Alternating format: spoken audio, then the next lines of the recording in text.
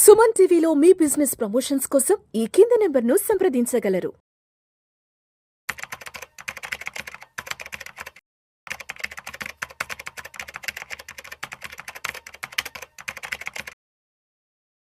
Welcome to Vishnu talks. నేను విష్ణు, ప్రస్తుతంతో పాటు senior finance professional Giribabu గారు ఉన్నారు. వారితో మాట్లాడదాం.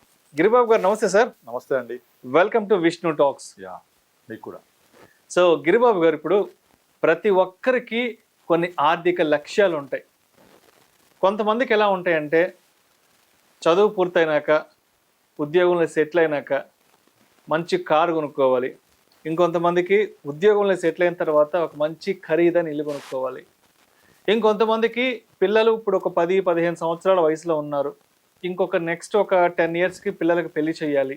అండ్ అదేవిధంగా ఇంకొంతమందికి ఉన్నత చదువుల కోసం పిల్లల్ని విదేశాలకు పంపించాలి అంటూ రకరకాల ఫైనాన్షియల్ గోల్స్ ఏర్పరచుకుంటారు. కాబట్టి మరి ఆ ఆర్థిక లక్ష్యాన్ని చేరుకోవడానికి మన పెట్టుబడులు ఎలా ఉండాలి, ఎక్కడెక్కడ మన పెట్టుబడులను సరైన విధంగా కనుక పెట్టినట్లయితే మనం అనుకున్న ఆర్థిక లక్ష్యాలను త్వరగా చేరుకోగలం అంటారు? యా, యాక్చువల్గా చాలా మంది మనం చూస్తూ ఉంటాం, వాళ్ళకు పెళ్ళైన తర్వాత, జాబ్ వచ్చిన తర్వాత ఇమ్మీడియట్లీ వాళ్ళు ఏవైతే short term, medium term, long term goals ఉంటాయో ప్రతి గోల్కి అప్పులు ఇవ్వడానికి బ్యాంకులు రెడీగా ఉంటాయి, ఫైనాన్షియల్ ఇన్స్టిట్యూషన్స్ రెడీగా ఉంటాయి. సో మీరు ఏది కావాలన్నా సరే ఈఎంఐ రూపంలో దొరికిపోతుంది ఈ రోజుల్లో. ఆఖరికి మీరు ఏదైనా ఒక ఫర్ ఎగ్జాంపుల్ చిన్న ఐటమ్స్ లైక్ ఈవెన్ రీసెంట్గా మేము ఒకటి చిన్న టీవీ ఒకటి తీసుకున్నాం, చిన్న ఆఫీస్లో పర్పస్లో. ఆ 5,000 రూపాయలు, 6,000 రూపాయల టీవీ కూడా ఈఎంఐ ఆఫర్ చేస్తున్నాం. 5,000 రూపాయలు అనేది చాలా చిన్న అమౌంట్, మనకి ఈఎంఐ అక్కర్లేదు. అంటే మనల్ని ఎంత సేపు కూడా బయ్యింగ్ చేయడానికి ఎంకరేజ్ చేస్తున్నారు. అయితే ఇది జనాల్లో బాగా అలవాటైపోతుంది. సో ప్రతి ఒక్క అవసరానికి ఒక రకమైన అప్పు దొరుకుతుంది మార్కెట్లో. ఇక లోన్ యాప్స్ అయితే చెప్పక్కర్లేదు. ఇక అప్పు తీసుకోవాలి, డబ్బులు అవసరం అనేది ఇక్కడ తీసేసుకుంటుంది. బట్ ఇది కరెక్ట్ కాదు. యాక్చువల్గా మనకు ఉన్న గోల్స్కి అనుగుణంగా ముందు నుంచే ప్లాన్ చేసుకుంటూ వెళ్తే, ఇంక్లూడింగ్ షార్ట్ టర్మ్ గోల్ అవ్వచ్చు, మీడియం టర్మ్ గోల్ అవ్వచ్చు, లాంగ్ టర్మ్ గోల్ అవ్వచ్చు. ఇప్పుడు ఇల్లు తీసుకోవాలనుకోండి, ఇల్లు తీసుకోవాలని నాకు 1 కోటి రూపాయల బడ్జెట్ అయితే నేను ఒకేసారి 1 కోటి రూపాయల లోన్కి వెళ్ళే బదులు ముందు నుంచి మనము ప్లాన్ చేసుకుంటూ ఒక 3-4 ఇయర్స్ నుంచి కొంత సేవింగ్ చేసుకుంటూ వెళ్ళి దీన్ని డౌన్ పేమెంట్గా వాడుకొని లోన్ తగ్గించుకొని బర్డన్ లేకుండా చేసుకునే అవకాశం ఉంటుంది కదా. అట్లా ప్లాన్ చేసుకొని కనుక వెళ్తే ఎటువంటి లక్ష్యాన్నైనా, ఎటువంటి మనకు లైఫ్లో కావాల్సిన గోల్స్ లైక్ మీరు అన్నట్టుగా children education, foreign education which are very costly, ఇలాంటి అన్ని మనము అందిపుచ్చుకోవచ్చు. కానీ అలా కాకుండా ఇప్పుడు గమనిస్తున్న ట్రెండ్ ఏంటంటే ప్రతిదానికి ఏదో ఒక లోన్ పెట్టేస్తున్నారు. లోన్ పెట్టేసి ఆ లోన్ కట్టే కెపాసిటీ ఉందా లేదా సెకండరీ. అసలు మీరు నమ్మరు, ₹1,00,000 వస్తువు కూడా ₹0 పేమెంట్తో వస్తుంది. బజాజ్ లోన్స్ అని ఏ షోరూమ్కి వెళ్ళినా కూడా మీరేం కట్టక్కర్లేదు, మీకు క్రెడిట్ వర్తినెస్ ఉంటే ఒకసారి మీ కార్డు ఇవ్వండి, పాన్ కార్డు ఇవ్వండి, తీసుకుని వాళ్ళు ప్రాసెస్ చేసి 3 minutesలో small processing fee few hundreds తీసేసుకుని ఐటమ్ ఇచ్చి పంపించేస్తున్నారు ఇంటికి. మనం అంతా లాక్ చేసి పడేస్తారు.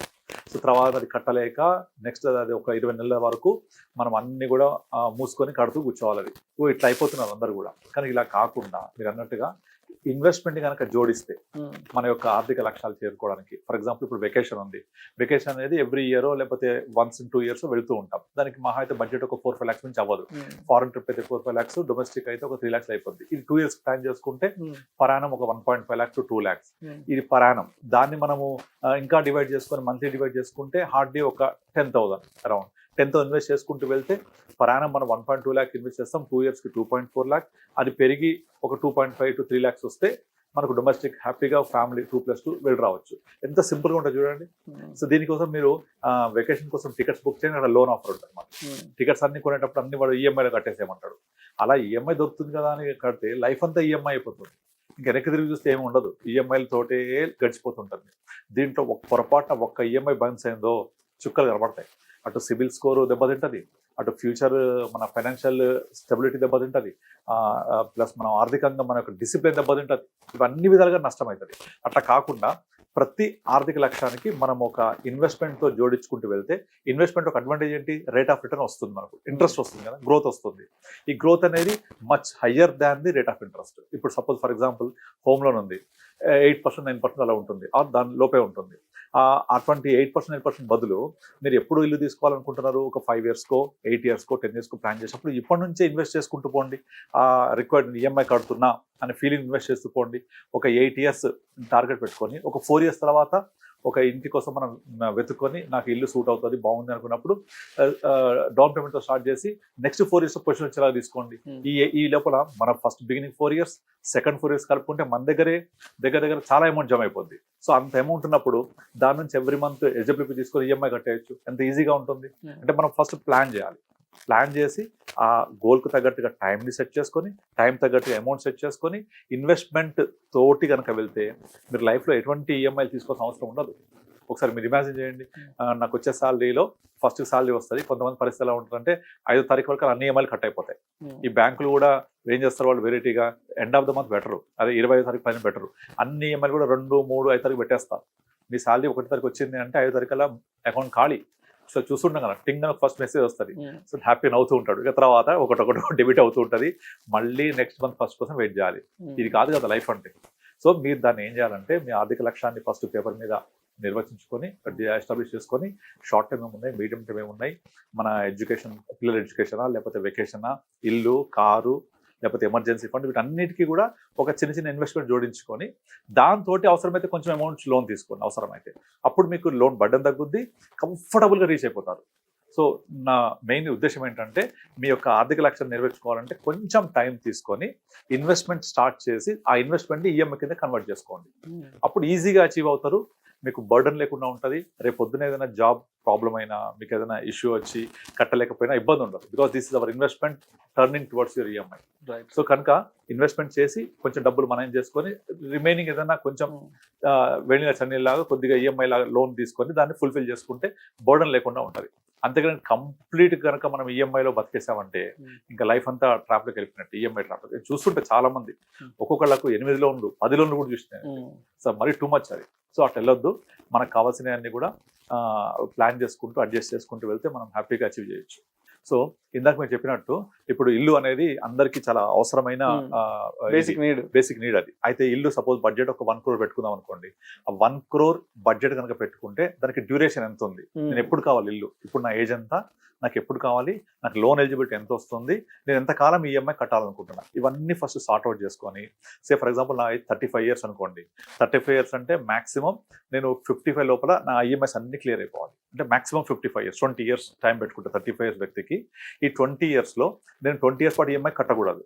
సో నేను ఇప్పుడు ఏం చేయాలి, 35 years రాగానే ఫస్ట్ ఇనీషియల్గా నేను ఒక డౌన్ పేమెంట్ కడుతున్నా అనే ఫీలింగ్ తోటి కొంచెం ఇన్వెస్ట్మెంట్ స్టార్ట్ చేసుకోవాలి. సే ఒక 30, 40, 50,000 what ever the feasible amount ఒక 3-4 years కంటిన్యూ చేసుకోవాలి. చేసుకుంటూ మనము ఒక 5 years తర్వాత ఒక కన్జర్వబుల్ అమౌంట్ లైక్ మనకు కావాల్సిన 1 crore బడ్జెట్లో ఒక 30 to 40% జమ అయిపోవాలి 5 yearsలో. ఇక 5 years తర్వాత అప్పుడు మనం లోన్కి వెళ్ళి ఒక స్టార్ట్ అవుతున్న వెంచర్లో రేరా వచ్చిన తర్వాత స్టార్ట్ అవుతున్న వెంచర్లో మనం కనుక సైన్అప్ చేస్తే అక్కడ నుంచి నెక్స్ట్ 4 yearsలో పొజిషన్ వస్తుంది. టోటల్గా ఫస్ట్ 5 years తర్వాత 4 years 9 yearsలో మనకు పొజిషన్ వచ్చేప్పటికి మన దగ్గర మన బడ్జెట్ కావాల్సిన 1 crore majority amount more than 50-60% జమ అయిపోయి ఉండాలి మన దగ్గర. దీన్ని అవసరమైతే డౌన్ పేమెంట్ వాడుకోవాలి, లేదంటే లోన్ తీసుకొని లోన్కి ఈఎంఐ దీని నుంచి ఎలిజిబిలిటీ ద్వారా కట్టాలి. సో రెండిట్లో ఏదో ఒకటి ద్వారా మన యొక్క లోన్ బడ్జెట్ని తగ్గించుకొని ఈ మనం బఫర్ క్రియేట్ చేసిన అమౌంట్ నుంచి పే చేసుకుంటూ వెళ్తే నెక్స్ట్ 5 yearsలో ఆల్మోస్ట్ లోన్ క్లియర్ అయిపోతుంది, మనకు కావాల్సిన బర్డన్ లేకుండా ఉంటుంది. ఎవ్రీథింగ్ మనము క్రిస్టల్ క్లియర్గా ప్లాన్ చేసుకుంటే from the date of 35 years నుంచి 15 years లోపల క్లియర్ అయిపోద్ది. సేమ్ కార్ ఎగ్జాంపుల్, కార్ తీసుకుంటే కూడా కార్ జనరల్ గా 10-15 లక్షల మధ్య బడ్జెట్, 15-20 లక్షలు మినిమం బడ్జెట్ ఉంటుంది అనుకోండి. దానికి కూడా అంతే ఒక 2 yearsలో స్టార్ట్ చేసుకోవాలి ముందే. ఆ 2 years తర్వాత మన దగ్గర మన బడ్జెట్ లో సంబంధించిన అట్లీస్ట్ 1/3 అమౌంట్ జమ అయిపోయి ఉండాలి. రిమైనింగ్ అమౌంట్ లోన్ తీసుకోండి. ఆ లోన్ తీసుకొని మన డౌన్ పేమెంట్ అయినా ఓకే, లేదంటే దీని నుంచి ఎస్డబ్ల్యూపీ ద్వారా అయినా సరే ఈఎంఐ కడుతూ అక్కడ నుంచి 2 years + 5 టోటల్గా 7 years ఇస్తారు కార్ లోన్కి. ఆ 7 yearsలో మన దగ్గర 2 years సంబంధించిన బడ్జెట్ ఉంది కదా. సో రిమైనింగ్ 5 yearsకి సరిపడా లోన్ తీసుకొని టెన్యూర్ 5 పెట్టుకొని ఆ 5 yearsని కూడా మనం ఈజీగా పే చేసుకుంటూ వెళ్ళిపోవచ్చు. సో మనకు కావాల్సిన 12 to 15 lakhs బడ్జెట్ కార్ని ముందు నుంచి ప్లాన్ చేసుకొని 2 years తర్వాత ఈఎంఐ కట్టడం స్టార్ట్ చేస్తే హ్యాపీగా క్లియర్ చేసుకోవచ్చు. సో అట్లా మనం ఫారెన్ ఎడ్యుకేషన్, సో అంటే ఇప్పుడు ఎడ్యుకేషన్ విషయానికి వచ్చినా ఏదైనా ఫారెన్ పోవాలంటే కనీసం చాలా మంది ఒక 50 lakhs వరకు పెట్టుకుంటారు, మినిమం 50 లక్షల వరకు ప్లాన్ చేసుకుంటారు కాబట్టి మరి ఈ 50 లక్షల్ని మనం అచీవ్ అవ్వాలంటే దానికి కూడా ఇక్కడ ఒక అడ్వాంటేజ్ ఉంటుంది. హోమ్ మన ఎడ్యుకేషన్ లో అన్నిట్లాగా ఇమీడియట్లీ మనం ఏమీ కట్టక్కర్లేదు. ఇంట్రెస్ట్ ఫస్ట్ ఇనిషియల్ గా ఫస్ట్ 3-4 years చదువుకునేప్పుడు అసలు అన్నిటికీ మానిటరింగ్ ఇచ్చేస్తాడు, ఏమీ కట్టే పని లేదు. మనం ఎడ్యుకేషన్ కంప్లీట్ అయిన తర్వాత మళ్ళీ 1 year టైం ఇస్తాడు. టైం ఇచ్చిన తర్వాత మళ్ళీ మనకు కావాలనుకుంటే ఓన్లీ కొంచెం రోజులు ఇంట్రెస్ట్ లేదా ఈఎంఐ కట్టొచ్చు. అలా మొత్తం ఒక్కసారి కట్టడం అయితే వాడు ఏం చేస్తాడు, ఫస్ట్ 4 years ఎడ్యుకేషన్ పీరియడ్ కూడా ఇంట్రెస్ట్ అంతా కలిపి చాలా తడిసి మొప్పడైపోతుంది మన ఎడ్యుకేషన్ లోన్. పేరుకి ఎడ్యుకేషన్ లోన్ తక్కువ ఉంటుంది అనుకుంటాం, కానీ ఈ మానిటరింగ్ ఇచ్చి మొదటి 3-4 years ఏమీ కట్టద్దు అన్నప్పుడు మీకు బర్డన్ చాలా పెరిగిపోతుంది.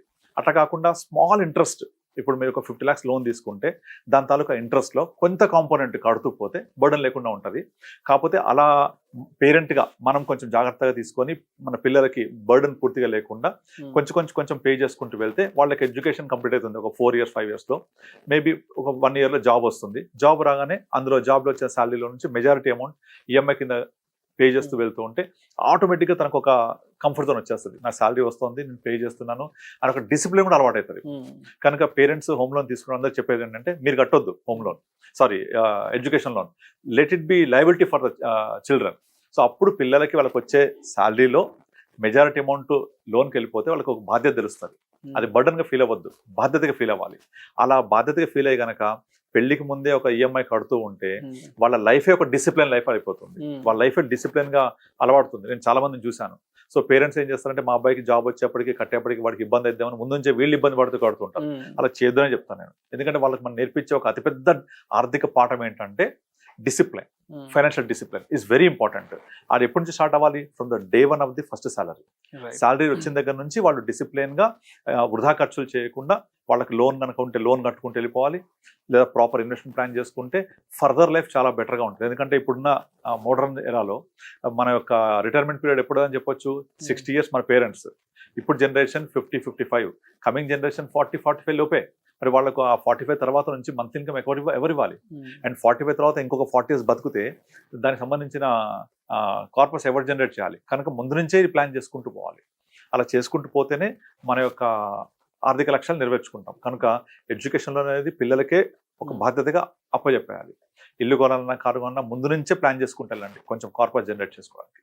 That will help you out in clearing the total loans. Thank you sir, thank you so much Giribabu. Thank you అండి.